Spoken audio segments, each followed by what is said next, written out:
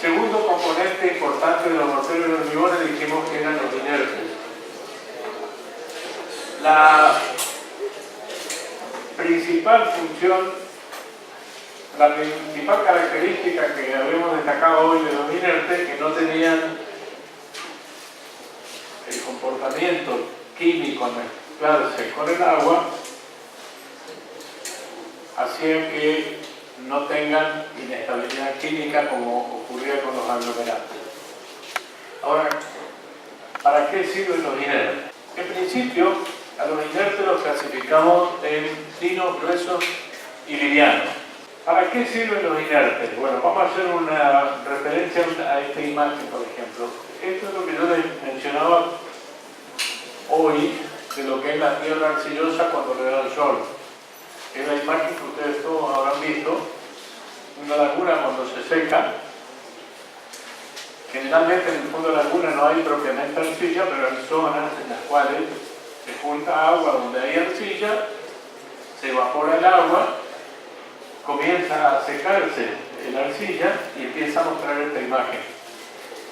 Esta imagen es porque la pérdida de agua hace que el material se contraiga y se comiencen a formar estas fisuras. Esta imagen es de un revoque. Comparen esta imagen con la siguiente. Vamos a la siguiente. Ven que acá hay fisuras que tienen cierto parecido con la anterior. Este es un revoque. El revoque de una pared que comenzó a fisurarse por una razón que ahora la vamos a entender. Vamos a la que sigue. Esto, por ejemplo, es el hormigón de un pavimento, donde también comenzaron a formarse fisuras. Y si asociamos estas dos imágenes últimas con la primera, vamos a ver que esas fisuras tienen cierta similitud. ¿Qué es lo que pasó acá? Que hubo un proceso de contracción de la mezcla que generó la fisura. Entonces, ¿cuál va a ser la función principal del inerte? La función principal del inerte es una función que la definimos como función tecnológica, que es evitar la contracción de la mezcla. La parte de la mezcla de aglomerante más agua se denomina pasta. La pasta mezclada con el inerte recibe una denominación de mezcla. Entonces, cuando la mezcla está completa, que tiene todos sus componentes, si la proporción de los componentes es adecuada, se puede evitar que se produzcan fisuras. O sea, ¿dónde está el secreto? Repito, en que la proporción de los componentes sea la proporción adecuada. Hay una segunda función que es económica. O sea, la piedra, la arena, el cascote, que son los inertes que ahora vamos a ver a continuación, son mucho más económicos en volumen que lo que es el cemento o la cal. Entonces, lógicamente, el inerte agrega mucho volumen a la mezcla y proporcionalmente reduce el costo. Para entender cómo es el fenómeno de evitar la contracción, imagínense ustedes un frasquito lleno de piedra. ¿Sí? Si nosotros al frasquito lo movemos, lo sacudimos, esas piedras se acomodan, después podemos hacer presión arriba y eso no se va a poder comprimir. ¿Por qué? Porque cada piedra está tocando a las siguientes piedras, que están todas bien acomodaditas, forman como una estructura sólida, como un esqueleto. Entre las piedras queda un espacio vacío. Si nosotros preparamos la cantidad de pasta, o sea, aglomerante más agua, justa para llenar los espacios vacíos, vamos a obtener la mejor calidad de mortero o de hormigón. ¿Por qué? Porque si le ponemos un poco menos, como la función del aglomerante era ligar las partes, va a haber partes en lo cual va a faltar pasta, van a quedar espacios vacíos y lógicamente esa mezcla no va a ser del todo resistente. ¿Sí? La mezcla con espacios vacíos va a ser menos resistente que una mezcla que esté con todos los espacios completos. Ahora, ¿qué pasa si le ponemos más pasta de la necesaria? Vamos a ver. Si le ponemos más pasta de la necesaria, las piedritas que empezarían a flotar en la pasta, como podemos ver en esta imagen. Entonces, si la pasta se contrae y las piedras ya no se están tocando unas con otras, o sea, hay espacios de pasta mayor a los espacios vacíos, entonces sí se producen problemas de contracción. O sea, esa estructura que formaba el inerte no está funcionando de la manera correcta porque las partículas, algunas están como flotando, entre comillas, entre la pasta. ¿Se entiende? Es muy común escuchar, es muy común ver en algunos casos los revoques fisurados como la imagen que vimos hoy. Y es muy común también escuchar que el albañil le dice al arquitecto, al propietario, no sé qué pasó si le pusimos más cemento y más cal, que la reforzamos más a la mezcla. Bueno, ahí estuvo el error. El exceso de aglomerante en relación o en proporción a la cantidad de partículas de inerte hace de que las partículas del inerte no trabajen como tienen que trabajar, o sea, haciendo contacto unas con otras, y eso es lo que produce la contracción. Entonces, en la imagen de revoque que vimos hoy fisurada, lo que pasó probablemente es que hubo un exceso de aglomerante en relación a la cantidad de inerte. Por eso les decía hoy que es muy importante empezar a tener en cuenta la proporción de cada uno de los componentes. En la última parte de la clase vamos a ver cómo se hace eso, cómo se mide, cómo se resuelve. ¿Cuáles son los inertes finos? Consideramos inertes finos a todo aquello que tienen en promedio menos de 6 milímetros, o sea que pasan por una malla metálica cuyos cuadraditos son de 6 milímetros de lado. Todo lo que pasa por esa malla, o sea, imagínense una malla metálica que tiene cuadraditos de 6 por 6 milímetros. Todo lo que pasa a través de esa malla se considera inerte fino.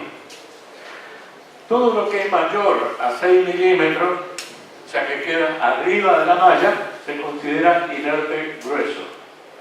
Y por último están los inertes livianos, que es todo un tipo especial que se lo voy a explicar ahora cuando llegamos. Vamos a empezar con los inertes finos. Los inertes finos pueden ser naturales o artificiales. Naturales es cuando los extraemos de la naturaleza ya en esas condiciones. El caso de las arenas. Los artificiales son, por ejemplo, los que resultan de la molienda de la piedra. Es decir, hay tipos de piedra que, por ejemplo, se encuentran acá más, la zona más cerca sería Misiones o sería la zona de Mercedes de Corrientes. Son tipos de piedra aptos para ser usados como inertes en los hormigones. Cuando se muele la piedra, queda un residuo muy finito que si se lo pasa por una zaranda, todo lo que es inferior a los 6 milímetros de diámetro se puede usar como inerte fino. Entonces, ese sería un inerte fino artificial. Le ponemos el nombre de artificial porque hubo un proceso de transformación para obtenerlo. Natural serían las arenas, que uno va y directamente las extrae del lugar y las utiliza. Dentro de las arenas tenemos las arenas de río El caso más común que nosotros tenemos acá, el río Paraná, los bancos de arena que vemos en el río Paraná, tienen un tipo de arena que es excelente para la construcción. Según el lugar del río vamos a tener arena de mayor tamaño o menor tamaño, tamaño de grano, y según el trabajo que estemos por hacer, vamos a necesitar arenas de mayor tamaño o menor tamaño de grano. La arena se forma por el desgaste de la piedra, o sea, la piedra se va siendo arrastrada por el agua. Primero el agua de lluvia, que la arrastra hasta el río, después va al río, y con el proceso de arrastre que va teniendo la piedra se va desgastando y eso forma lo que se denomina arena. También forma unas piedritas que se llaman cantos rodados, que es una etapa del mismo proceso de desgaste. O sea que la naturaleza misma va arrastrando las piedras a través del río, la va moliendo y eso convierte en arena. La corriente del río hace que la arena se deposite en determinados lugares y esa arena es perfectamente apta para la construcción en la medida que el río sea de agua dulce. O sea, lo más importante que tienen que tener todos los hidrantes es que no tengan impurezas. Y se consideran impurezas las materias orgánicas, o sea, restos de materia vegetal, por ejemplo, y el contenido de sales. ¿Sí? Un río que tenga agua salada también va a producir arena, pero esa arena no es apta, porque la sal mezclada con los aglomerantes produce una reacción que no es conveniente porque generalmente afecta a la resistencia por el caso que estemos haciendo hormigón, la resistencia del hormigón. En otros casos produce otros efectos que vamos a ver más adelante, o sea, manchas en la pared y otros tipos de... Entonces, lo importante es que la arena sea limpia y de agua dulce. Acá en el mismo Chaco tenemos muy cerquita un río que se llama Río Salado, justamente porque arrastra agua que contiene, porque más arriba, en algún lugar, el suelo contiene sal, entonces llueve, arrastra la sal. Bueno, ese tipo de arena no sirve, en cambio la del río Paraná sí. Esta es la imagen de la arena de río, ahí para que vean más o menos el tamaño de los granos, seguimos. Acá sería un banco de arena. Hay bancos de arena que están sobre la superficie y hay otros subterráneos. La forma de sacar la arena del banco es, seguimos, acá tenemos otro banco de arena. La forma de sacarlo mediante barcos que tienen esas cañerías que van al fondo y con una bomba directamente van chupando la arena con el agua y la van depositando arriba del barco. Una vez que el barco se cargó de arena, se va a la costa y la descarga de la misma forma, es decir, la bomba chupa un poco de agua, se mezcla con la arena y va tirando la costa. El proceso que sigue directamente es cargarla en un camión y llevarla a la obra. Seguimos. Yacimientos secos de arena. Hay lugares en los cuales existió un río a lo mejor hace millones de años. Después ese río se secó, pasaron los años, se formó una capa cubierta de tierra, pero abajo quedó arena. Entonces, si uno descubre esos lugares, acá el tema de la arena, por ejemplo, en resistencia es el costo de la arena relativamente bajo. Pero si yo tengo que hacer una obra en el Sausalito que está a 500, 600 kilómetros, la arena va a ser barata, lo que me va a salir caro es el flete. Entonces, si encuentro un yacimiento de arena, acá en el Chaco no hay, pero en otras provincias sí.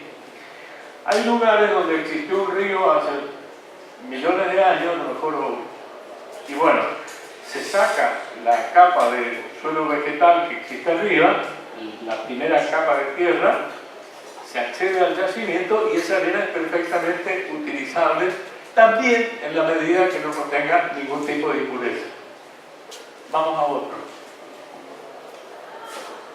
La de médano, bueno, el problema del mar ya sabemos cuál es el problema, que es el agua salada, entonces la arena esta va a contener sal y para usarla como hormigón no va a servir. Salvo algunos médanos por ahí que se formen por acción del viento en lugares muy especiales, pero normalmente los médanos se forman en la costa del mar y la arena de médano no sirve. Se podría utilizar lavándola, pero los procesos de lavado son muy complejos y muy caros. Entonces sale más barato traer arena que no contenga sal y pagar el flete que hacer un proceso de lavado a este tipo de arena. Ahí tenemos otro ejemplo de médano, seguimos. De molienda de la piedra, lo que les decía acá, se ve por ejemplo como se muele la piedra, es esa estructura horizontal que ustedes ven, es una cinta transportadora que va moliendo la piedra, cae en una serie de tamiz que van vibrando y a partir de ahí se clasifican por tamaño. Lo más chico que nosotros vemos a la derecha, si tiene menos de 6 milímetros de diámetro, se puede considerar arena artificial. Lo que vemos a la izquierda ya es un inerte grueso, que es la piedra partida. Seguimos. El polvo de ladrillo también se considera un inerte fino. Ahora, el polvo de ladrillo es todo un tema que tiene características muy especiales. ¿Qué es el polvo de ladrillo? Es arcilla cocida. Entonces, ¿cuándo se justifica su uso? Normalmente se usaba muchos años atrás, cuando no existía el puente, los costos de transporte eran muy caros, no había rutas pavimentadas al interior. Entonces, en ese caso, el uso del polvo de ladrillo se lo hacía mezclándolo con arena para abaratar un poco el costo de la mezcla. Se lo puede usar todavía, no hay problema, pero actualmente está en desuso por una cuestión de practicidad principalmente. Pero lo menciono en especial porque tiene una particularidad. El polvo de ladrillo es, como decíamos hoy, el ladrillo es un barro arcilloso que está cocido. La diferencia entre cal aérea y cal hidráulica era el contenido de arcilla. Entonces, si nosotros preparamos un mortero con cal aérea y le agregamos polvo de ladrillo, lo convertimos en un mortero hidráulico. O sea, un mortero aéreo fraguado en contacto con el aire. Si nosotros usamos un mortero aéreo para hacer una mampostería de cimiento, va a pasar muchísimo tiempo o tal vez nunca termine de fraguar. Ahora, si ese mismo mortero aéreo le agregamos polvo de ladrillo, sí se produce un fraguado. Porque lo que estamos haciendo en definitiva es agregar un porcentaje mayor de arcilla a la mezcla. Entonces cambia el comportamiento de la mezcla. Por eso les digo, el polvo de ladrillo está prácticamente en desuso, pero lo menciono porque tiene una característica técnica que hay que considerar. Si nosotros a un mortero aéreo le agregamos el polvo de ladrillo, sabemos que vamos a cambiar una propiedad. Inertes gruesos. Pero los inertes gruesos están, por un lado, el canto rodado, que es lo mismo que la arena, que se produce de la misma forma, o sea, la naturaleza por el arrastre de las piedras, y hace que se deposite generalmente en la costa de los ríos. Actualmente se lo usa poco, a pesar de que tiene buena resistencia, por una cuestión de costos. Antes que exista el puente Chaco Corrientes, se usaba bastante, por ejemplo, el canto rodado en los hormigones a resistencia. Después que se construyó el puente después que se construyeron las rutas asfaltadas, después que empezó a haber transportes con camiones más grandes y que los fletes proporcionalmente se redujeron, se empezó a usar más el que sigue, que es la piedra partida, que es esa piedra que, como les mencionaba hace un ratito, existe en Misiones, existe en la ciudad de Mercedes, existe en la provincia de Entre Ríos y por supuesto en toda la provincia de zona montañosa, de Córdoba, Mendoza, Jujuy, Salta. Hay piedras que se pueden usar como piedra partida. Entonces, el avance tecnológico que permitió el puente y todo hace que la piedra partida actualmente reemplace al canto rodado, a pesar de que la función es la misma. Este es un ejemplo de canto rodado. Canto rodado hay piedras de tamaño importante, 6-7 centímetros de diámetro, hasta piedritas chiquititas de 1 centímetro o 2 de diámetro. ¿Seguimos? Este es un yacimiento de piedra donde se produce piedra partida. Y ahí vemos, por ejemplo, en dos tamaños. A la izquierda un poquito más fina, a la derecha un poquito más gruesa. ¿Por qué se producen distintos tamaños? Bueno, ahora, cuando terminemos de ver toda esta parte y entremos en la segunda parte, lo vamos a explicar. Es muy importante tener inertes de diferentes tamaños. Después vamos a ver para qué. Seguimos. Esta otra imagen de lo mismo. Esto es lo último que mencionábamos, que era el cascote de ladrillo. El cascote de ladrillo también se puede usar como inerte grueso. La única diferencia que tiene con las piedras es que es menos resistente. No es la única, en realidad son dos cuestiones importantes. Por un lado, no tiene la resistencia que tienen las piedras.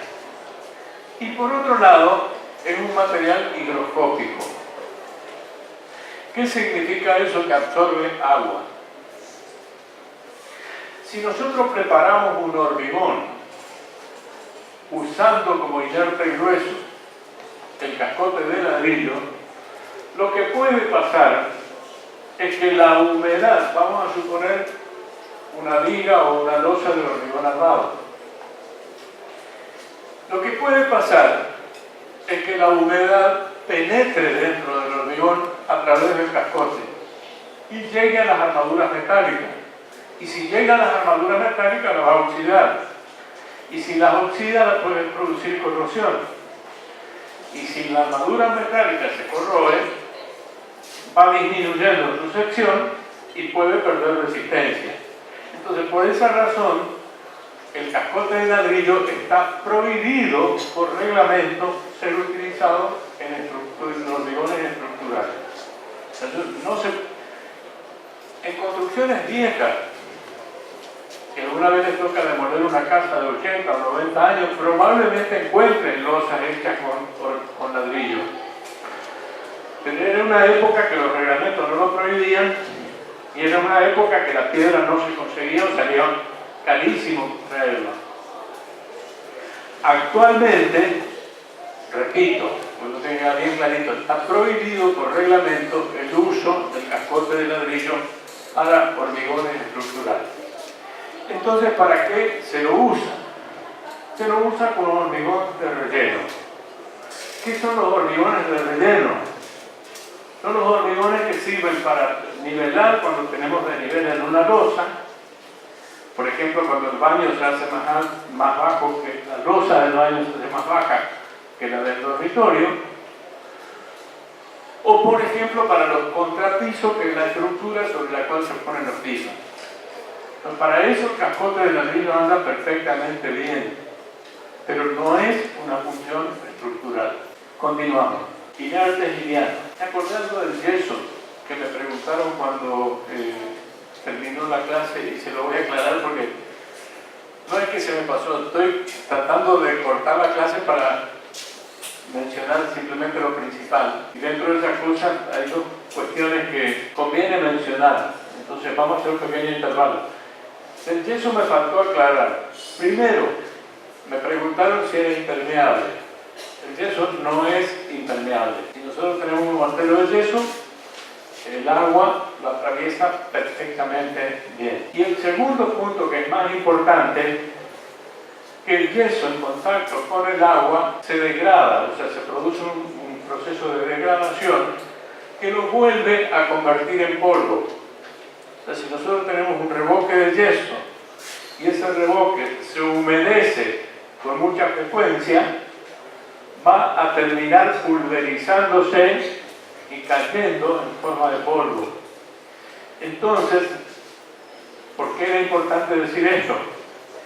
Porque el yeso se puede usar en interiores, pero nunca al exterior. Me lo preguntaron por la imagen de la columna que se veía, sería una columna que se puede hacer en un interior, pero nunca en un exterior. Pues en el exterior, con la lluvia, el yeso se iría degradando y se va a convertir en polvo. Bueno, ese era un pequeño intervalo y volvemos otra vez a lo inerte. Los hormigones hechos con piedra pesan aproximadamente 2.200 kilos por metro cúbico si no tienen armaduras metálicas. Si tienen armaduras metálicas, más o menos pesan 2.400 kilos por metro cúbico. Los hormigones de cascote más o menos pesan entre 1.400 y 1.600 kilos por metro cúbico. Como los hormigones, o sea, para hacer una estructura, tiene que ser un hormigón de piedra. Salvo casos muy particulares, ¿no es cierto? Pero en general, para lo que nosotros hacemos en nuestra zona, las estructuras se hacen siempre con hormigón de piedra. Ahora, ese hormigón es bastante pesado.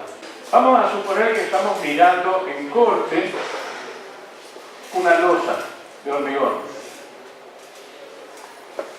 El hormigón se grafica como si estas fueran las piedras y unos puntitos que representan el arena.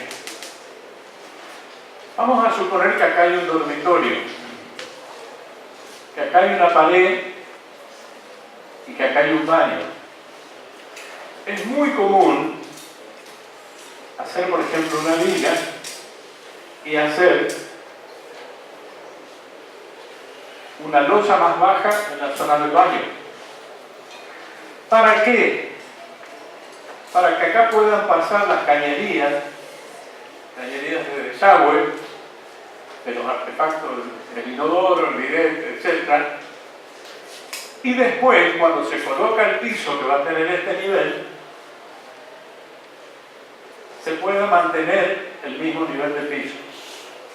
Y todas las cañerías quedan metidas entre la losa y el piso. Ahora, esto hay que rellenarlo con algo.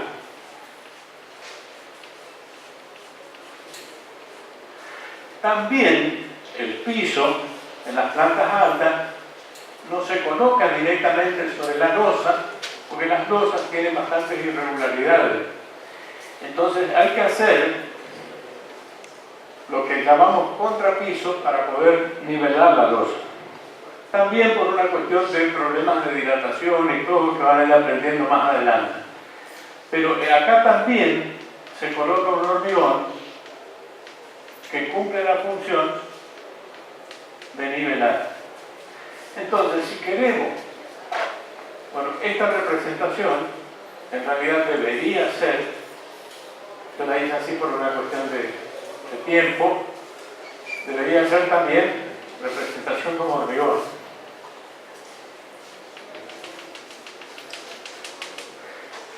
Si nosotros rellenamos todos estos espacios con un hormigón de cascote, un hormigón de piedra, el edificio se vuelve muy pesado. Saquen la cuenta. Pongan que esto tuviera 5 centímetros de espesor. Un departamento de 100 metros cuadrados, ¿cuántos metros cúbicos tendría de ese material? 5 centímetros. O pongan 10 para hacer más fácil la cuenta. Un departamento de 100 metros cuadrados que tenga un contrapiso de 10 centímetros. ¿Cuántos metros cúbicos le estamos cargando de hormigón arriba de la losa? 10.000. Por eso. 10.000 de 100 metros cúbicos, ¿verdad?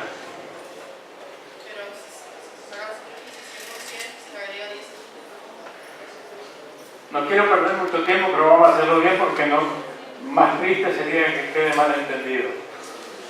Si tenemos 100 metros cúbicos y el espesor es igual a 0,10 metros, hagamos la multiplicación y nos va a quedar 10 que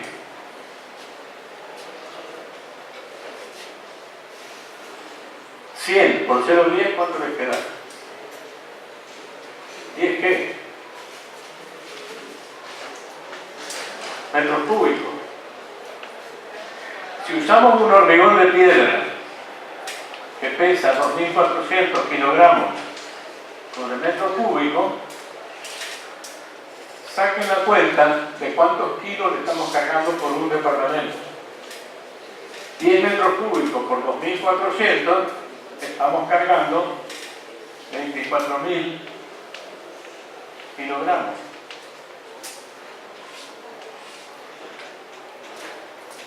¿Está bien? ¿Está bien o no? Pero ese es un departamento de 24.000 kilos. Si usamos un hormigón de piedra para relleno, imagínense un edificio que tenga 40 o 50 departamentos. ¿Cuántos kilos le estaríamos cargando? ¿Qué tiene que ver eso respecto al edificio en sí? Y tiene que ver, primero, que va a necesitar cimientos más grandes porque el edificio va a ser más pesado. Segundo, que las columnas van a tener que ser más grandes, principalmente las de los pisos más abajo. Entonces, si nosotros alivianamos la carga del edificio, vamos a tener una estructura más pequeña, especialmente en los últimos pisos, y vamos a tener los cimientos también más pequeños.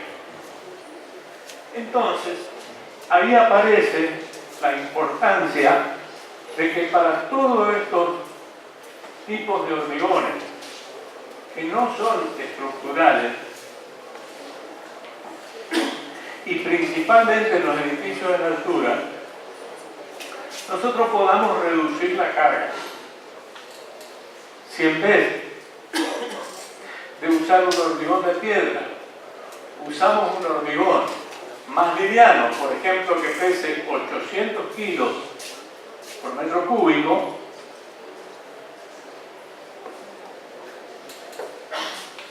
lo que haría es lo mismo. 100 metros cúbicos por 0,10 metros, 100 metros cuadrados por 0,10 metros. Acá hay un error que, por estar pensando en hablar, por estar pensando en lo que digo, se me pasó. 100 metros cuadrados es la superficie del departamento. 0,10 metros es el espesor, 10 metros de volumen. Entonces acá hacemos lo mismo. 100 metros cuadrados por 0,10 de espesor nos da 10 metros cúbicos. Ahora, si en vez de usar un hormigón que pesa 2.400, uso un hormigón que pesa, por ejemplo, 800 kilogramos sobre metro cúbico, voy a tener 8.000 kilogramos de carga por departamento. ¿Se entiende? En vez de 24.000, al usar un hormigón más liviano, tengo 8.000. Es decir, estoy ahorrando 16.000 kilos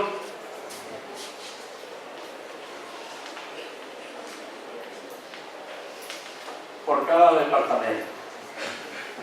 Entonces, ahí es donde aparece la importancia de los hormigones livianos. Los hormigones livianos se pueden hacer de distintas formas. Una es hacerlo con lo que se llama inertes livianos. Los hormigones livianos sirven como hormigón de relleno, no son estructurales. ¿Con qué se pueden hacer? Bueno, uno es el granulado volcánico. Vermiculita es una de las marcas que existe. Volvamos al anterior. Fíjense cuánto pesa. Entre 60 y 140 kilos por metro cúbico. Mientras que la piedra y la arena andan por arriba de los 1400. ¿Qué es el granulado volcánico? ¿Se acuerdan ustedes de los años atrás cuando hubo una explosión volcánica en el sur y volaban las cenizas por el aire? Incluso había cenizas tan livianas que se iban a la atmósfera que los aviones no podían volar, y que eso se esparció por las ciudades y que después tuvieron que limpiar. Bueno, ese es el granulado volcánico. El granulado volcánico se obtiene de yacimientos de zonas que existen en zonas volcánicas, obviamente. En este caso, estamos mostrando el envase de un tipo de granulado volcánico, que es la vermiculita. Vamos a otro. Perlita es otra variedad, pero es el mismo producto. Seguimos. Otro material también usado como inerte liviano, la piedra pómez. La piedra pómez tiene una formación muy parecida a lo que es a la anterior. O sea, también se produce por explosiones volcánicas, pero con un proceso diferente. Que se obtiene una piedrita que es muy porosa y muy liviana. También se usa como inerte liviano. Seguimos. Seguimos. Arcilla expandida. ¿Saben lo que es el pororó? El famoso pororó, el maicito ese que explota. ¿Cómo es que le llaman aparte? El pochoclo. ¿Por qué se produce o cómo se produce el pochoclo? Por el calor. ¿Pero por qué explota?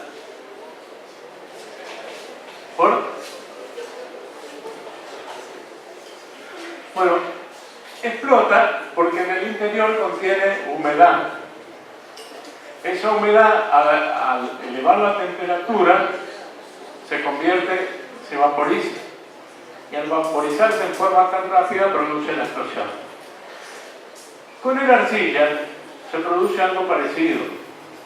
Se hacen bolitas muy pequeñas con un contenido de humedad muy controlado y se lo coloca dentro de un horno donde se eleva la temperatura de manera muy rápida.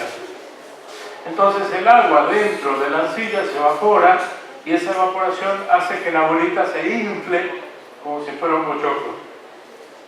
Y quedan bolitas que si uno las rompe va a ver que son muy porosas en el interior y si uno las levanta con la mano va a ver que son muy livianas. Eso se llama arcilla expandida. Expandida es justamente por el proceso de expansión que tienen al someterla a alta temperatura. Seguimos. Ahí tenemos otra imagen, seguimos. Por último, dentro de los inertes livianos más conocidos y más usados está el poliestireno expandido. El poliestireno expandido, como ustedes ven, vamos a conseguir bolitas de poliestireno que pesan entre 10 y 40 kilos por metro cúbico. Compárenlo con la arena que pesaba 1400.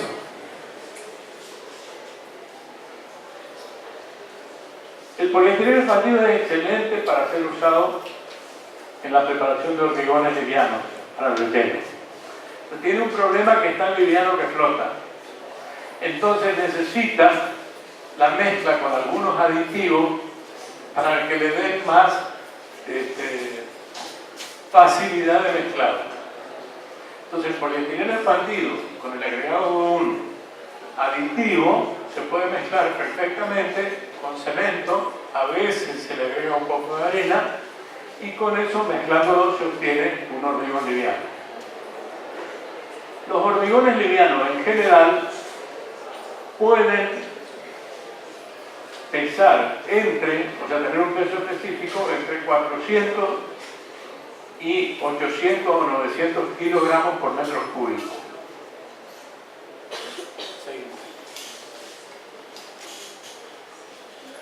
Bueno, el polietileno expandido viene en bolsa, o sea, se lo puede comprar de esa manera. Seguimos. Acá un concepto muy importante es la granulometría.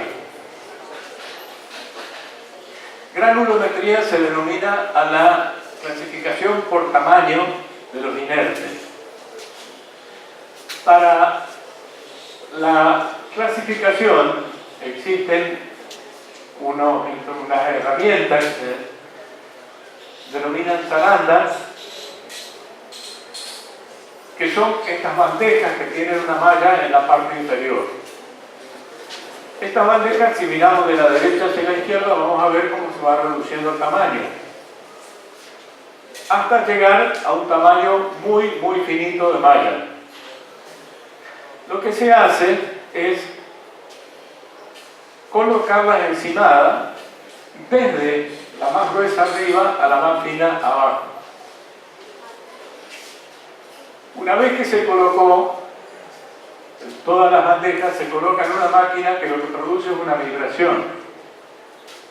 A partir de ahí se tira el material en la parte superior y va quedando clasificado en cada bandeja de acuerdo al tamaño.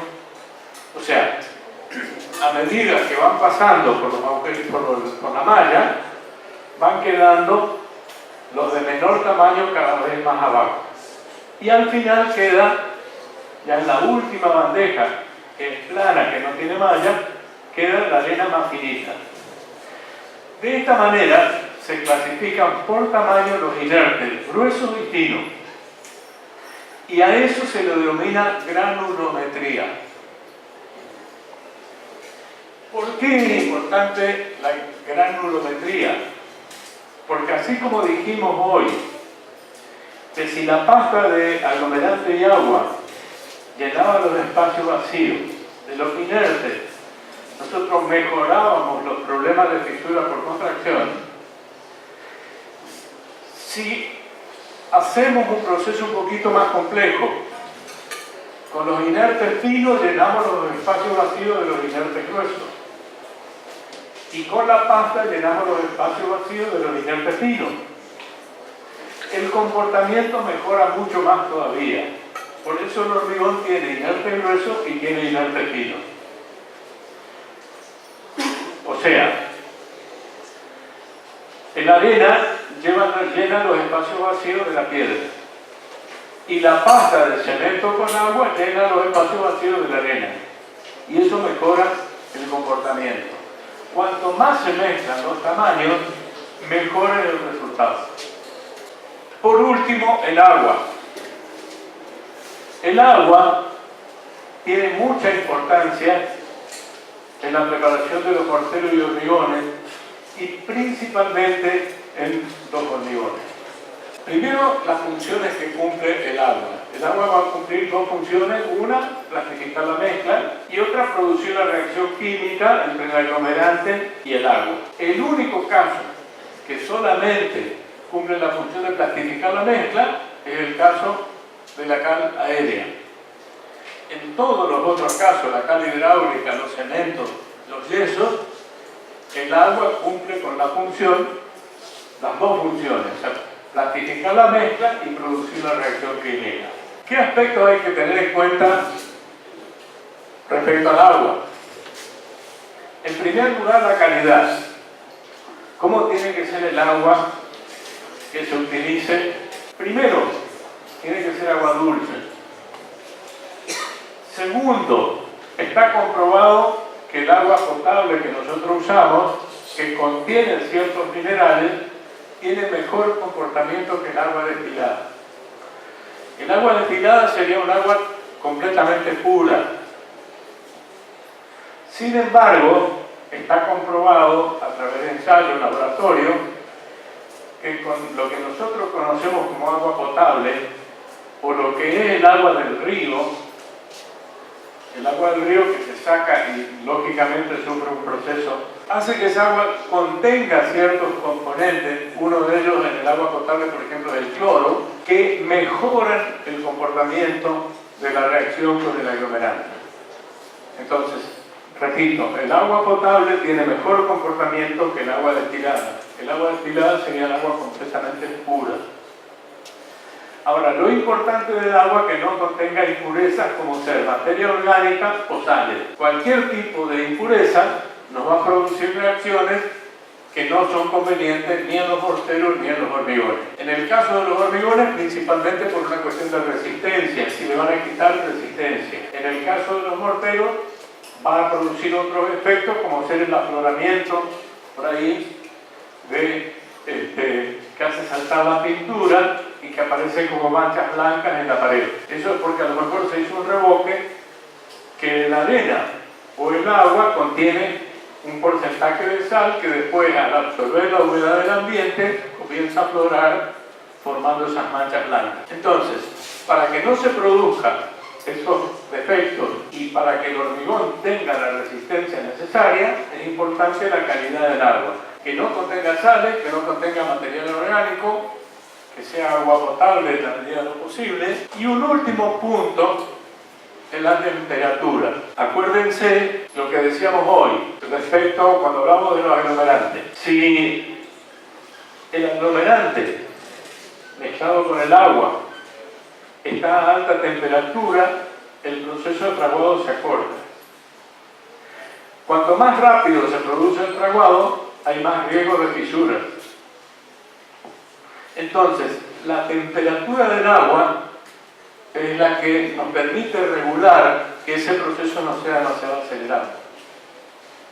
Por supuesto, si estamos haciendo un hormigón en el sol, lo ideal sería protegerlo.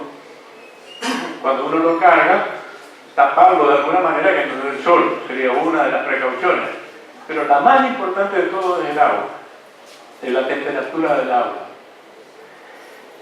Hay que considerar también que la reacción química entre el aglomerante y el agua también produce calor, y ese calor hace que se eleve la temperatura. Entonces, el agua debe estar lo más fría posible, pero sin llegar a congelarse. ¿Por qué no se tiene que congelar? Bueno, no se lo explico enseguida. Entonces, cuando el agua está bastante fría, el proceso de fraguado es un poquito más largo, la contracción es más lenta y el riesgo de fisura es menor. ¿Qué pasa en obras muy grandes? Por ejemplo, donde hicieron Yacyretá. Se cargaban volúmenes de hormigón inmensos porque, comparado con lo que es un edificio, ahí vamos a ver que toda el murallón de la represa que es de hormigón. Estamos hablando de espesores muy grandes y alturas muy grandes. Entonces, ¿qué pasa con el calor adentro del hormigón? Se va concentrando y va levantando la temperatura. Entonces, ¿cómo hicieron para que ese hormigón no pierda resistencia? Encima estamos en un clima acá que no nos favorece mucho. El agua naturalmente tiende a estar por encima de los 20 grados. Pero cuando se hizo Yacyretá, se montaron 2 o 3 fábricas de hielo. Los hielos, el mismo hielo que nosotros usamos para enfriar las bebidas, o sea, los cubitos de hielo. Y lo que hacían era preparar el agua que se iba a usar para el hormigón, prepararla introduciéndole hielo y dejando un tiempo necesario para que baje la temperatura del agua. Entonces se colocaba el agua bastante fría en la máquina que preparaba el hormigón. Entonces el hormigón arrancaba el fraguado desde un punto de una temperatura muy baja. Entonces arrancar de esa temperatura muy baja implicaba de que dentro de la masa del hormigón no se alcancen temperaturas tan altas. Y de esa manera se evitaba pérdida de resistencia del hormigón y se evitaban posibles fisuras. Bueno, sobre todo el tema mortero y hormigones hay muchísimo para ver. Yo lo que estoy tratando de hacer es una síntesis de las cosas más importantes y tratar de relacionarlas un poco con la realidad. Pero es un tema que merece, después, que ustedes lo retomen, que vean bibliografía, que entren un poquito a internet, que lo analicen bien, porque es un tema que permanentemente va a tener aplicación en la profesión. Por último, y este concepto importantísimo, ¿qué significa importantísimo? Que hay que tenerlo muy, muy en cuenta y por lo tanto en los exámenes también casi siempre se pregunta, ¿qué es la relación agua-cemento? Tiene importancia en todos los morteros y en todos los hormigones, pero principalmente en los hormigones estructurales. La tendencia de cualquier constructor o albañil es agregarle más agua para que la mezcla sea más fácil de preparar y de trabajarla. Es más fácil de volcarla en el molde y todo. Pero ¿qué pasa cuando tiene exceso de agua? Lo que pasa es que el agua después se evapora y queda el espacio vacío. Bueno, esa es una de las causas por la cual cuando hay exceso de agua, digo, es una de las causas, porque la otra es que el exceso de agua hace que las partículas más finas del hormigón vayan arriba y las más gruesas para abajo. O sea, el exceso de agua trae un montón de consecuencias en el hormigón. Cuando hay exceso de agua, lo primero que sucede es baja la resistencia del hormigón. Entonces, de acuerdo a la cantidad de agua que contenga la pasta, o sea, la mezcla, en realidad, nosotros vamos a tener, esto es ya el comienzo de la segunda parte, que es la que vamos a ver a continuación. Entonces lo dejo pendiente, lo dejo en suspenso. Ahora cuando arrancamos la segunda parte, les explico cómo se maneja la cuestión de la relación agua-cemento. Para terminar con esto, voy a mencionar los aditivos. Se llaman aditivos a todos aquellos productos que se incorporan en la mezcla para mejorar o cambiar alguna de sus propiedades. Uno de los aditivos más conocidos es el hidrófugo. El hidrófugo se usa mucho en los morteros preparados con cemento. Acuérdense, el cemento tenía la propiedad de ser impermeable. Si nosotros preparamos un mortero con cemento, o sea, arena, cemento y agua, y le agregamos ese aditivo que se llama hidrófugo, lo que hacemos es mejorar las condiciones de impermeabilidad. Es decir, si en el mortero quedó alguna porosidad, o la posibilidad de que se formen poros, este aditivo mejora las condiciones para que ese mortero sea más impermeable. Entonces, en todas las capas donde nosotros necesitamos frenar la humedad, que no pase la humedad, vamos a usar algún tipo de mortero de cemento en el cual le podemos agregar hidrófugo.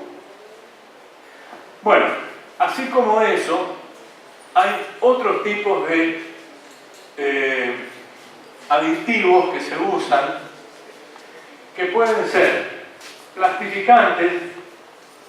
Ustedes vieron que actualmente se usa mucho, especialmente en los edificios en altura, esos camiones que traen el hormigón preparado y que a través de una bomba con una manguera mandan el hormigón a la parte alta. Para que el hormigón pueda deslizarse a través de la manguera y no se tranque, se le agrega un aditivo que justamente es plastificante, si se hace plastifica más el hormigón. Ahora, este aditivo también puede servir cuando tenemos, por ejemplo, alguna pieza de hormigón que queremos que quede a la vista, que quede muy prolijita y que queremos armar un molde muy prolijo y que el hormigón tome con mucha perfección la forma del molde. Entonces, para no perder resistencia en el hormigón, en vez de agregarle agua, le agregamos un plastificante. ¿Qué hay que tener cuidado? Lo que hay que tener cuidado es agregar la cantidad necesaria, pues si uno le agrega un poco más, ya empieza a afectar la resistencia del material. Acelerante de fragüe. Por ejemplo, ¿para qué sirve? Estamos haciendo un cimiento en un lugar donde la lapa de agua está muy alta y el pozo donde hacemos el cimiento se inunda enseguida. Sacamos el agua con una bomba y la filtración de agua nos inunda el pozo en 20 minutos, en media hora. Entonces, ¿cómo hacemos? Necesitamos darle que el hormigón no se nos disgregue con la entrada del agua. Bueno, una posibilidad es usar un acelerante de fragüe. Entonces, el fragüe, en vez de durar de 40 minutos a 6 horas o 8 horas, lo reducimos a 2 horas o a 1 hora. Otro tipo de aditivo retardador de fragüe. Estamos haciendo una obra que está a 80 kilómetros de resistencia. Compramos el hormigón en los tambores y el camión tiene que hacer 80 kilómetros, tarda 1 hora y media. Entre que carga, sale de la planta, llega a la obra y todo, se acomoda la obra para descargar y pasaron 2 horas, 2 horas y media. Si el hormigón comenzamos a fraguar a los 40 minutos, ¿qué va a pasar con el hormigón dentro del tanque? Está bien, el movimiento lo mantiene un poquito más. Pero lo peor que nos puede pasar es que el hormigón comienza a fraguar adentro del tanque del camión. Entonces, para eso existen aditivos que se denominan retardadores de fragüe, que lo que hacen es retardar el inicio del fragüe. En vez de empezar a fraguar a los 40 minutos, el hormigón empieza a fraguar a lo mejor a las 2 horas o 2 horas y media. Dentro de los aditivos hay otros más, estos son los más importantes, los más comunes, los más conocidos. Lo importante es que ustedes sepan que existen aditivos que son productos químicos que se incorporan a las mezclas para modificar algunas de sus propiedades. Bueno, esto es simplemente un resumen de los conceptos principales. En síntesis, son las preguntas que más frecuentemente se hacen en los exámenes. Definición de mortero y hormigones, composición, fraguado, endurecimiento, conceptos, tiempo, materiales, componentes, inerte liviano, granulometría, agua, relación agua-cemento y aditivo. No vale la pena perder más tiempo acá. Bueno, ahora en la primera parte vimos los componentes y vimos las propiedades que cada componente le confería al mortero y al hormigón, para qué servía. En esta parte lo que vamos a ver es los conceptos generales sobre mortero y hormigón, en los cuales se van a repetir algunas cosas que vamos a pasar de largo por razón de tiempo, porque si las dijimos no vamos a decir de vuelta. Y lo último, simbología y dosaje, que es la forma de poner en los planos la especificación de los morteros y hormigones. Bueno, habíamos dicho, repasando, mortero eran aglomerante, uno más inerte fino y agua. Las aplicaciones más comunes de los morteros: asentar mampuestos, recubrir superficies para la relación agua-cemento, si la pasamos de largo, después hacemos un ratito de tiempo y se lo explico mejor. Bueno, asentar mampuestos, recubrir superficies para emparejar o modificar el aspecto, o sea, por ejemplo, una pared, hacer un revoque, impermeabilizar superficies, mejorar aislaciones o condiciones acústicas y colocar piezas de piso o revestimiento. Los espesores, les decía hoy, morteros medio a 3 centímetros. Repasando las principales propiedades del cemento que nos confería: resistencia e impermeabilidad, la cal plasticidad y el yeso muy alta plasticidad. Los hormigones, repasando: aglomerante, inerte fino, inerte grueso más agua. Seguimos. Clasificaban en estructurales y de relleno. Estructurales generalmente compuestos de cemento, arena y piedra, y cuando llevan armaduras de hierro se denominan hormigón armado y se especifican con una H mayúscula con un cerito y una A mayúscula con un cerito, como acá en la pilina. De relleno, generalmente se hace en inerte liviano y se usan en todas las partes del edificio que no son estructurales y que necesitamos ganar en reducción de peso. Ahí tenemos un ejemplo de una estructura, o sea, el uso de un hormigón estructural. Bueno, esto es un poco lo que dibujé hoy acá, o sea, el caso de dónde se usan los hormigones estructurales y dónde se usan los hormigones de relleno. Seguimos. Bueno, hormigones estructurales, acá sí estamos hablando. La calidad del hormigón estructural, ¿de qué depende? De la calidad de los componentes que ya hablamos, de las proporciones entre los componentes, o sea, que el inerte fino llene los espacios vacíos del inerte grueso y la pasta los espacios vacíos del inerte fino. Entonces la proporción es muy importante. La composición granulométrica, cuanto más variedad de tamaños tenemos, mejor, porque entonces eso que dijimos antes se cumple mejor todavía. En tercer lugar, la compacidad. Lo importante para que un hormigón sea resistente es que sea compacto, o sea, que no tenga espacios vacíos. También que no tenga exceso de pasta. Ahora vamos a la relación agua-cemento, que es el punto que quedamos como final de la parte anterior. ¿En la anterior quedaba algo más? Bueno, respecto a la cantidad de agua amasada en relación agua-cemento, en la que sigue se lo voy a explicar mejor, pero hay un punto más que quiero mencionar antes de pasar a ese punto. El curado. Acuérdense que ya lo dijimos hoy, es muy importante mantener el hormigón con humedad durante todo el tiempo de endurecimiento. O sea, si tarda el hormigón en endurecer 28 días, adquirir el máximo de resistencia, y nosotros lo mantenemos húmedo durante todo ese tiempo, vamos a obtener la mejor resistencia posible para ese tipo de hormigón.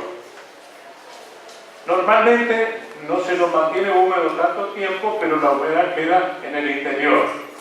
Lo que tenemos que ser conscientes es que en ese caso vamos a perder un poquito de resistencia. Ese proceso también tiene un término que se usa mucho, que es el curado del hormigón.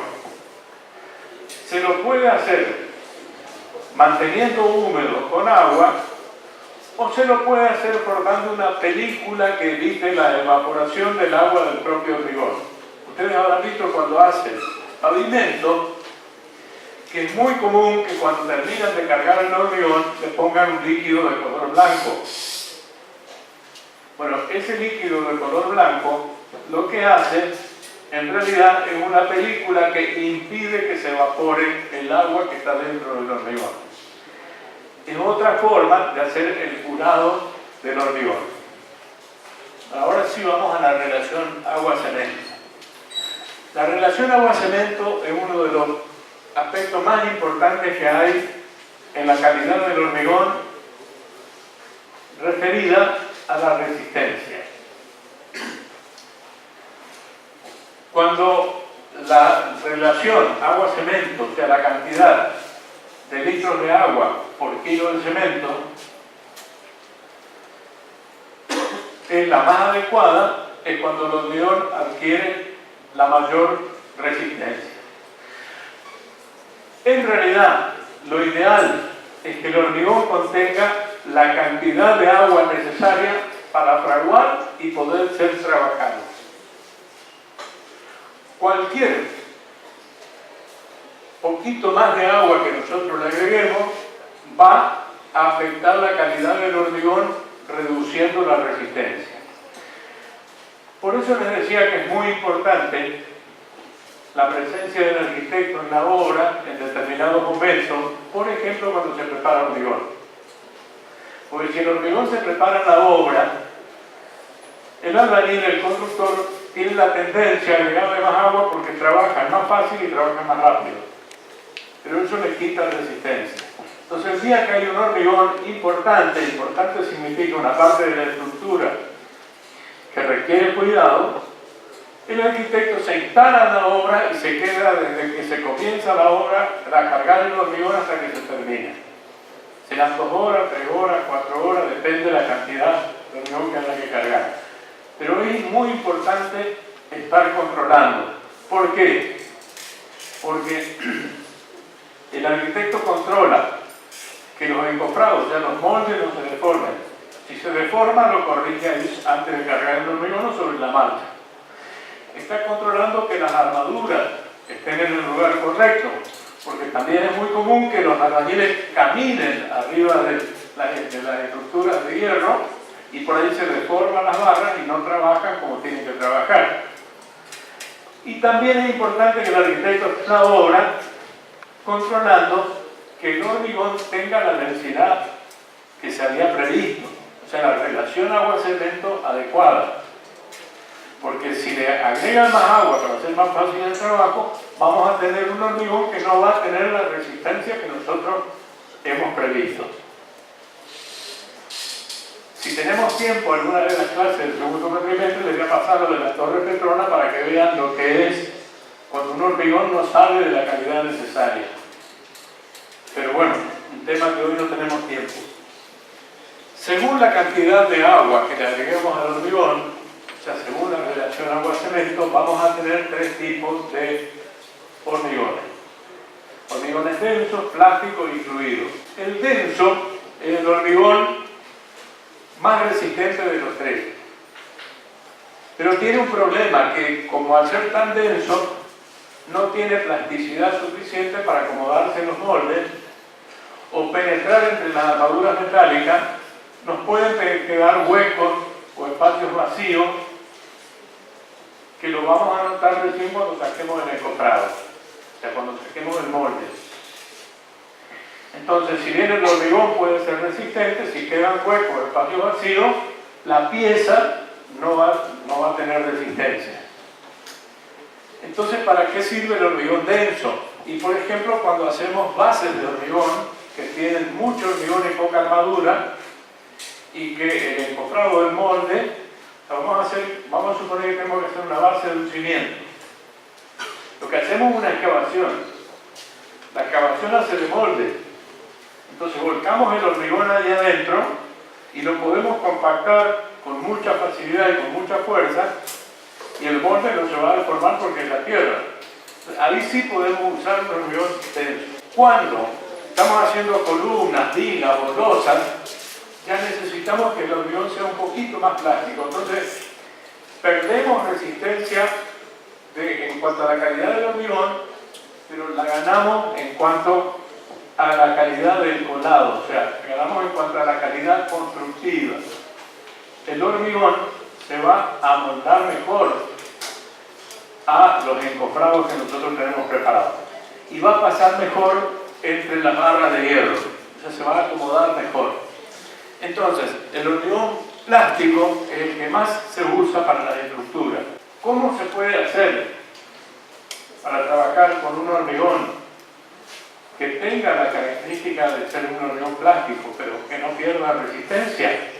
Preparar un hormigón denso y agregarle ese aditivo que se llamaba plastificante. Entonces, ganamos plasticidad y no perdemos resistencia. Y por último, el hormigón fluido. El hormigón fluido es el hormigón que tiene más cantidad de agua que la necesaria para hacer plástico, que se amolda con muchísima facilidad, pero que tiene muy poca resistencia. Entonces, ¿para qué sirve? Por ejemplo, tenemos una construcción en la cual los balcones, la baranda de los balcones son de hormigón. La baranda de un balcón no necesita un hormigón muy resistente porque no soporta nada de peso. Y si queremos que el hormigón quede sin revocar hacia la vista y que se adapte perfectamente a la forma del molde, ahí podemos usar un hormigón fluido. ¿Qué quiere decir con esto? Que la resistencia es muy importante. Para la resistencia lo fundamental es la relación agua-cemento, que en ese sentido cuanto más denso mejor, pero también los otros tipos de hormigones sirven para otras aplicaciones. Bueno, acá el proceso, ahora vamos a ir un poquito más rápido, el proceso completo de preparación del hormigón. La preparación puede ser manual, mecánica o preelaborado. Manual es cuando se hace con pala, mecánico es cuando se hace con una máquina mezcladora que le llamamos hormigonera en la obra, y preelaborado es cuando compramos el hormigón y ya nos traen el hormigón preparado en los camiones esos que tienen los tambores que giran.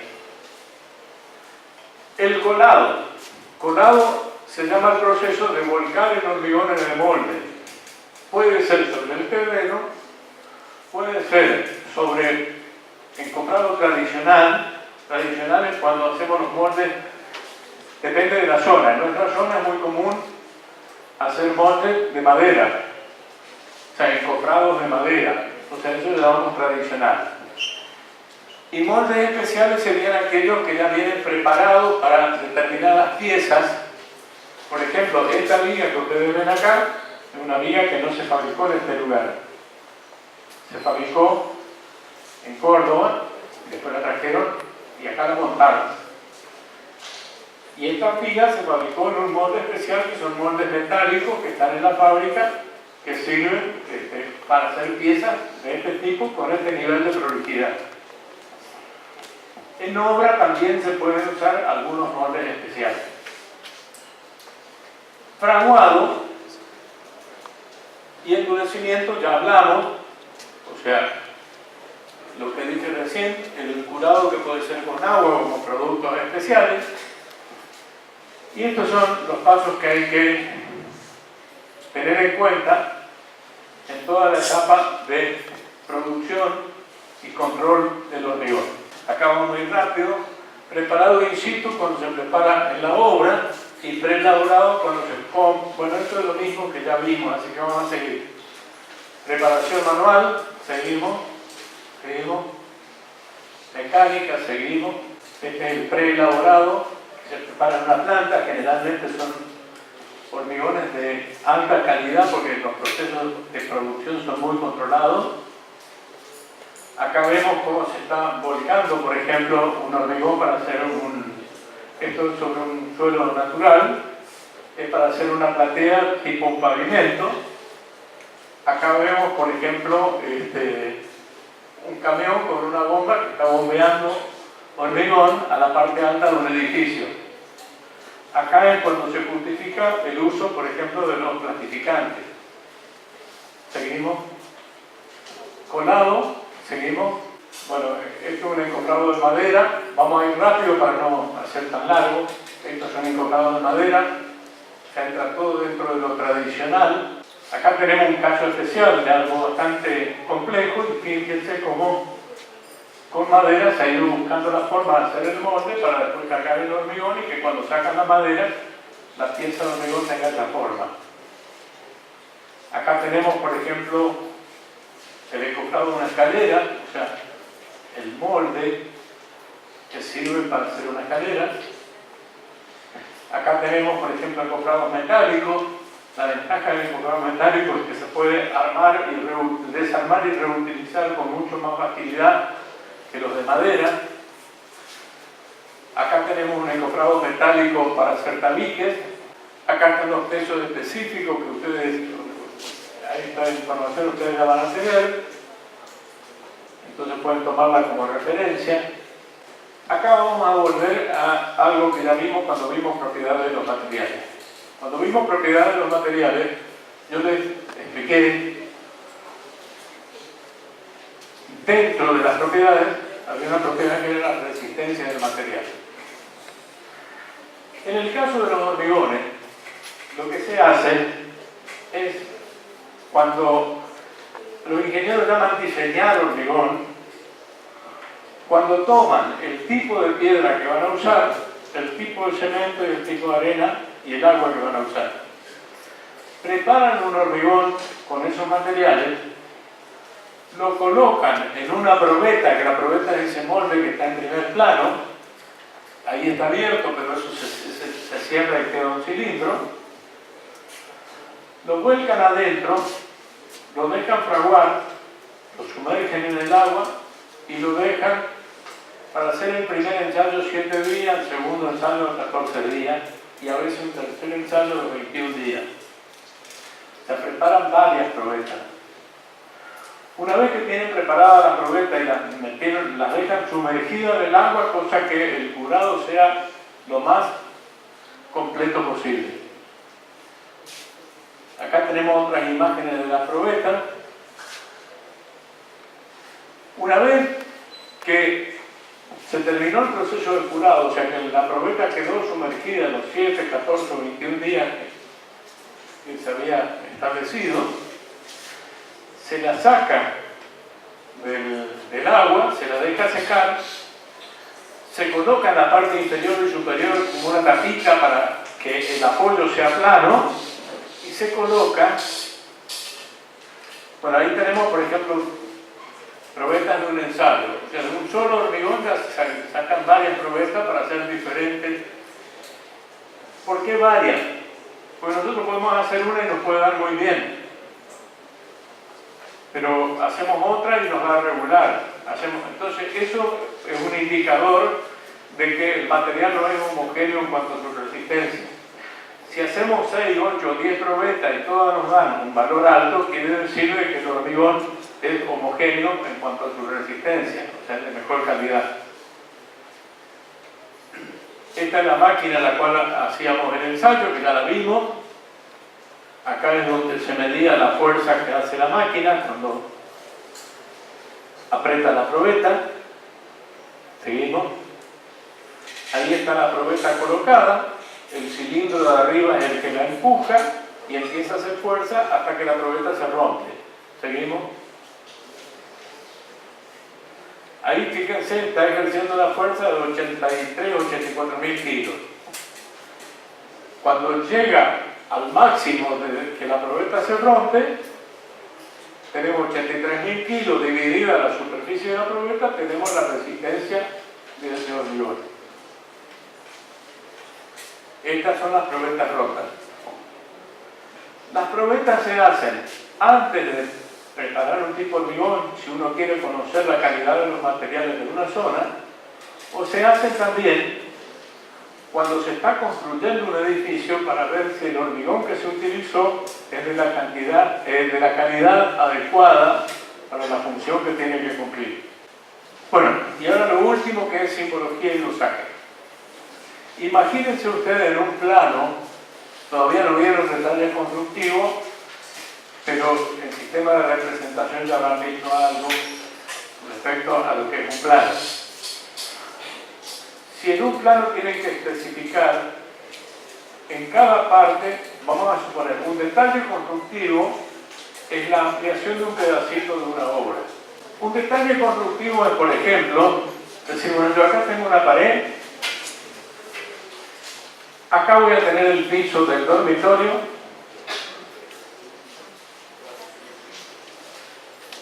y acá voy a tener el piso de un patio.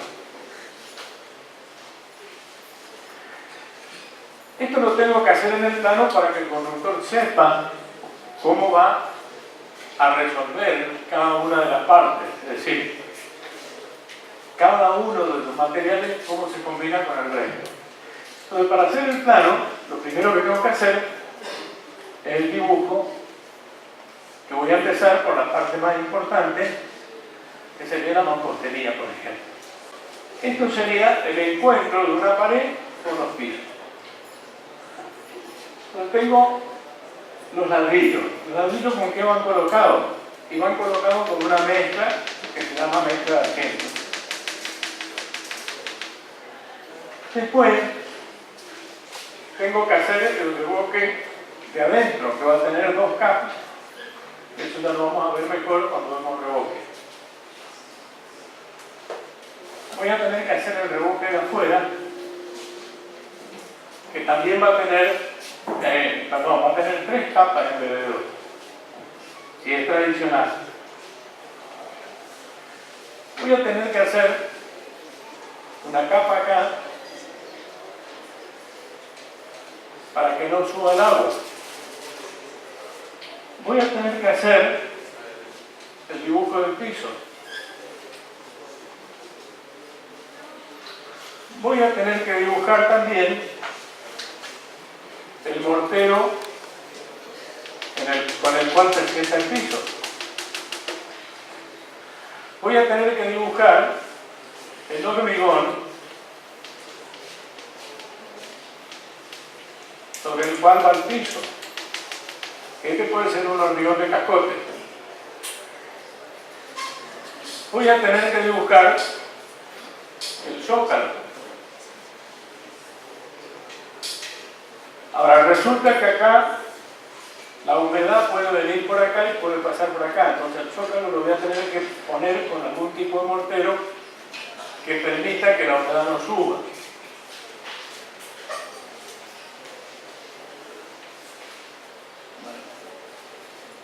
Probablemente esto lo tenga que hacer así, pero esto lo van a aprender después.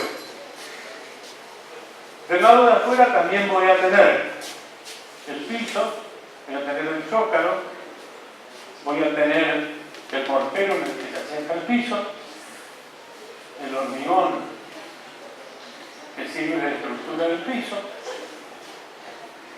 Y acá, ahora ¿qué voy a ver? Tengo que poner la especificación. ¿Qué tipo de mortero uso para sentar los ladrillos?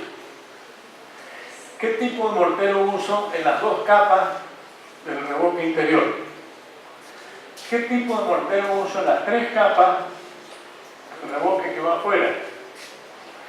¿Con qué tipo de mortero coloco el zócalo?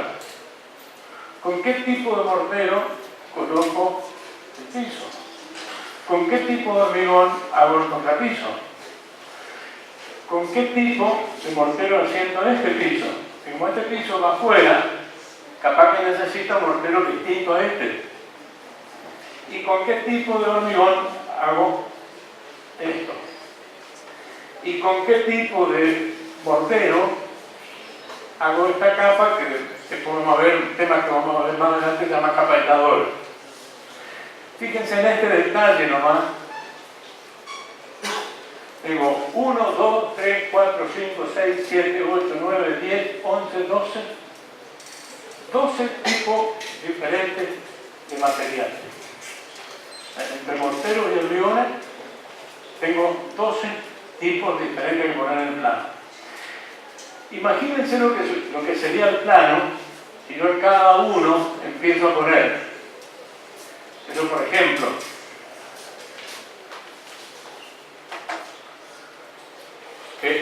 este mortero con el cual hacemos la colocación del piso, yo quiero que ponga uno de cal, un cuarto de cemento y 3 de arena. Eso es más o menos una proporción adecuada del tipo de mortero que se usa para el piso.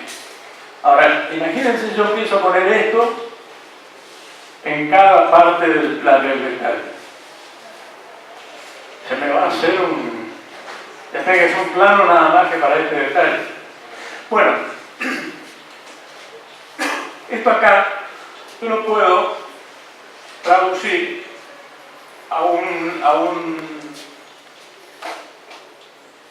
una especie de código y puedo poner directamente así: NAR 1, un cuarto, 3. Yo con esto, leyendo este código, yo sé que van estos componentes en esta proporción. Incluso sé un poquito más. secestacal es aérea.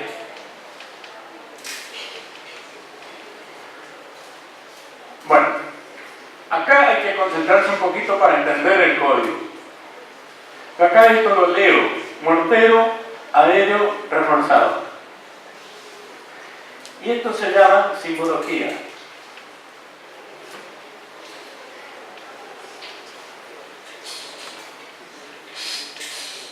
La simbología es la que me indica los tipos de materiales. Y esto se llama dosaje. El dosaje es la proporción en que interviene cada uno de los materiales.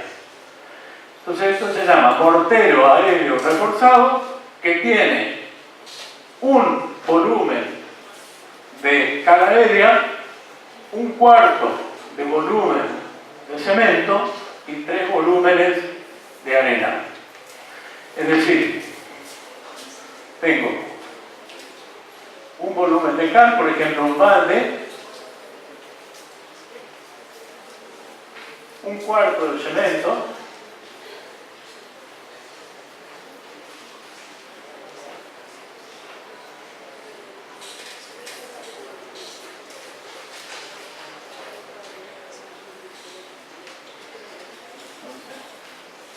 esto es cal, aérea, cemento y arena. ¿Sí?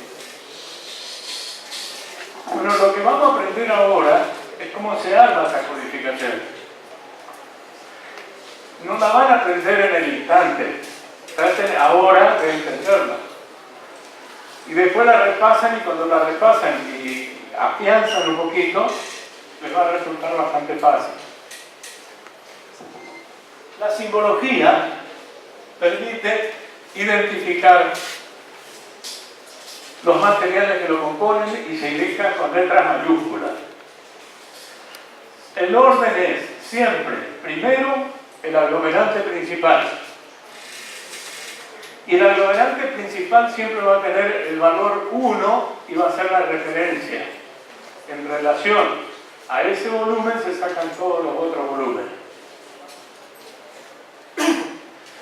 En segundo lugar va el aglomerante secundario, en el caso de que tenga, porque hay morteros que no llevan aglomerante secundario.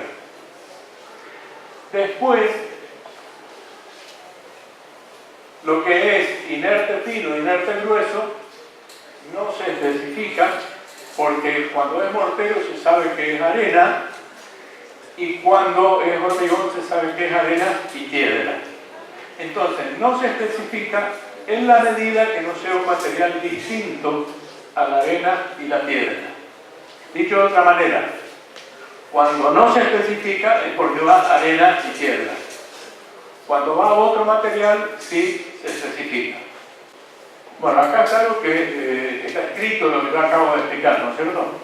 La primera letra, eso no les dije, M si es mortero y H si es hormigón. La segunda letra es el aglomerante principal. Yo creo que hoy les dije mal, les dije la primera letra es el aglomerante principal. La primera si es mortero o hormigón, la segunda el aglomerante principal, la tercera si lleva aglomerante secundario o no, y en el caso de que vaya un aglomerante secundario va ese nombre, y en cuarto lugar quedaría un inerte que en el caso que no sea arena o piedra. La letra I es la única que nosotros vamos a usar en primer año para identificar impermeables, que hoy cuando hablamos de aditivo hablamos de hidrófugo, porque vamos a usar en los detalles constructivos mortero de cemento impermeable con hidrófugo.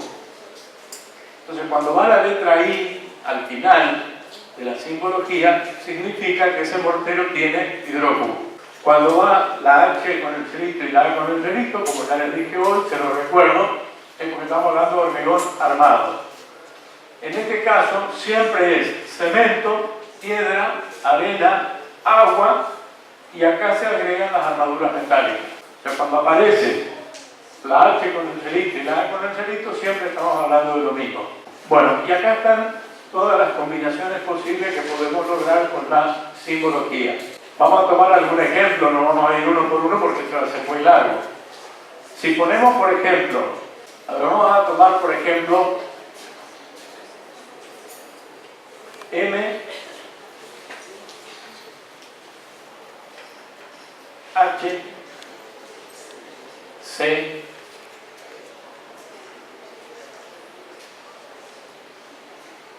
o vamos a tomar uno más fácil. MHR, para ver si ustedes lo pueden deducir. Primer lugar, segundo lugar y tercer lugar. ¿Qué significa esto? Mortero hidráulico reforzado. ¿Qué materiales lleva? ¿Cuál es el aglomerante principal acá? La cal hidráulica. ¿Y con qué se refuerza? Con cemento. ¿Qué tipo de mortero voy a tener acá? ¿Va a ser más plástico? A ver, vamos a poner otro. M.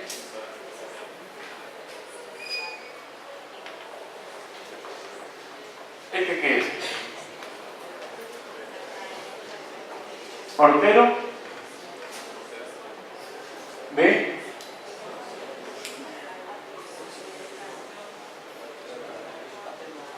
Mortero B. No. Te apuraste un poquito. Mortero, la C en segundo lugar, ¿qué significa? Cemento. Y la A en tercero, atenuado. Quiere decir que tiene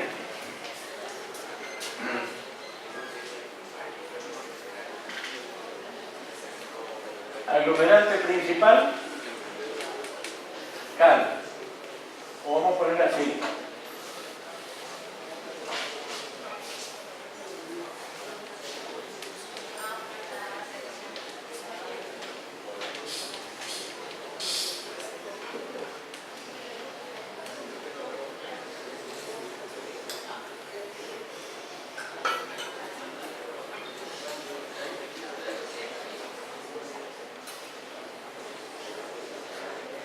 ¿Qué tiene este como aglomerante principal?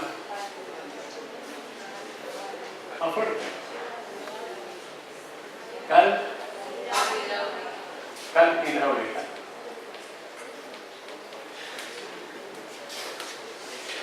Y como aglomerante secundario, cemento. Y en este caso, el aglomerante principal, cemento. Y el aglomerante secundario, cal.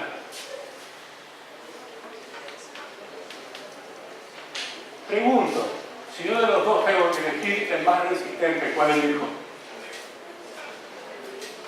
¿Seguro? ¿Y por ahí qué opinan?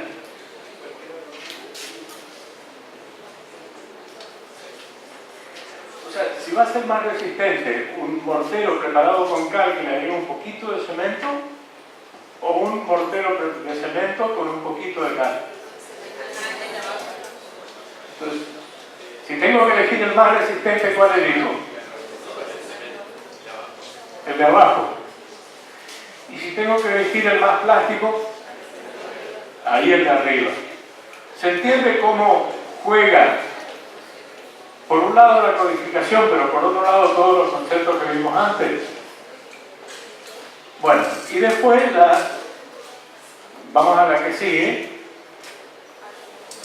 Acá están todas las combinaciones posibles de simbología, que esto lo van a tener para...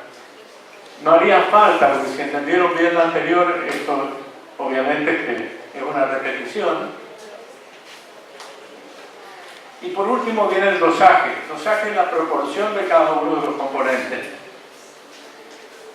El dosaje se puede hacer por peso o por volumen. Lo que yo les mostré hoy de hacer los baldecitos a medir por cantidad de balde es una dosificación por volumen. Para trabajar en obra, es mucho más práctico trabajar por volumen que por peso, que no estar pesando cada uno de los materiales porque llevaría demasiado tiempo. Entonces, en las obras comunes, no hablemos de obras especiales, lo más común es trabajar en proporción por volúmenes. Pero el dosaje puede ser por peso. En las plantas en las cuales se prepara el hormigón, es muy común medir las proporciones por el peso del material. ¿Por qué? Porque de esa manera sale más exacta la dosificación. O sea, nos da más garantía de obtener un material de mejor calidad. Vamos. Bueno, el modo de representar es lo que ya explicamos. El primer número siempre representa la aglomerante principal y se toma como unidad de referencia.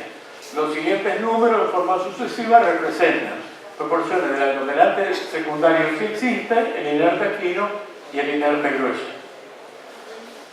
Acá tenemos unos ejemplos, y seguimos. Y acá tenemos ejemplos de hormigón. Los anteriores eran de mortero. Bueno, creo que ahí termina. Estos son los conceptos principales de las preguntas más frecuentes en los exámenes. Esperen un poquito antes de levantarse. Ahí termina. Les agradezco el aguante que han tenido y les recomiendo que repasen. Que repasen y traten de entender bien estos temas porque estos temas son fundamentales. No para tecnología, son fundamentales para la formación de ustedes. Bueno, si alguien tiene alguna pregunta, y si no la tienen ahora y después que leen, tienen preguntas para hacer, tráiganlas a la próxima clase. ¿Está bien? Bueno, muy bien, que tengan buenas tardes.